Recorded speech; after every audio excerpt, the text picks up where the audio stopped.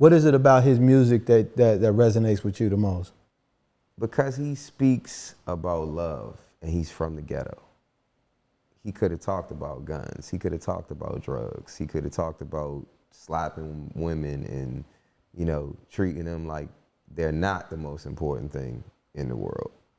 But he didn't. He sang about love. He sang about being a soldier. He sang about freedom. He sang about, yo, just because we different don't mean we can't work this shit out. You know what I'm saying? That's what resonated with me mostly. And his sound was just touched by God. Like, it's certain people in their genre that's just, they're the one that's chosen. Like, to me, John Coltrane is that for jazz. Him and Miles is like right there. But for me, I feel like spiritually, Coltrane was the one. Jimi Hendrix, you know, for rock and roll. Like, Jimmy just had a certain spirit on him and his guitar and the blues effect that was really being played. People thought he was rock and roll. I think it was a blues guitarist as far as I'm concerned.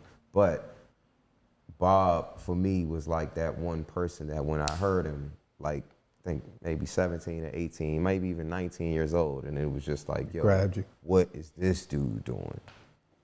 It's funny you mentioned the love piece, bro, and how really that's probably like the most powerful thing. Because like being in and it's not something that I understood until much later. And that's why so much of this shit now that I'm talking about is like love, because that's really where the power is. It wasn't in, you know, what you could pick up and go let off on somebody, you know, because some shit didn't work out right.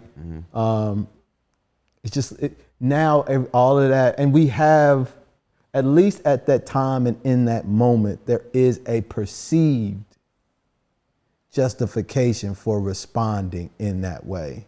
When shit's fucked up, it's fucked up. Yeah. And if you got to get out that door and that's the only way out, you gonna do what you got to do to get through that motherfucker. But there just wasn't enough of the love piece just in general floating around that I had an opportunity to grasp, with the exception of old school, like, not old school, but with the exception of R&B, which we did have back then. But it was always in more of a romantic kind of thing between like a man and a woman, not between like a man and a man, in like seeing myself in this dude to not want to take his life. Yeah, yeah.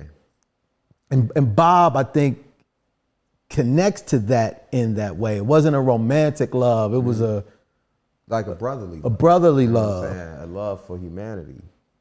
Yeah.